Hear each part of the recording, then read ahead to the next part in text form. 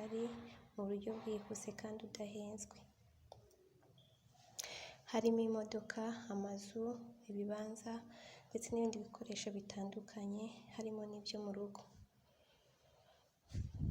Ubu tubafitiye firigo iri kugura amafaranga 120,000, ikaba iherereye i Kanombe. Hari TV stand iri kugura amafaranga 120,000 nayo, ikaba iherereye Kicukiro.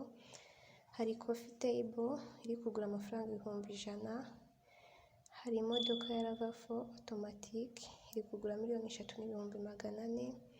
Hari dining baby chair cyangwa se intebe abana bicaramo igihe bari kurya, iri kugura amafaranga 50,000.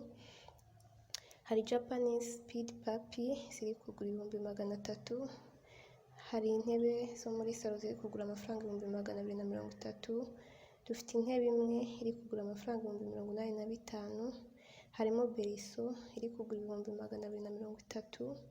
Harimo n'inzu turi gukodesha i Nyarutarama y'ibyumba 3 ku 400,000.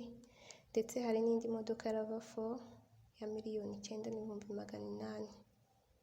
Ku bindi bisobanuro mwatwandikira cyangwa se mukaduhamagara kuri 0788 49 13 44 cyangwa se mukadusanga aho dukorera ku Muhima tukabafasha.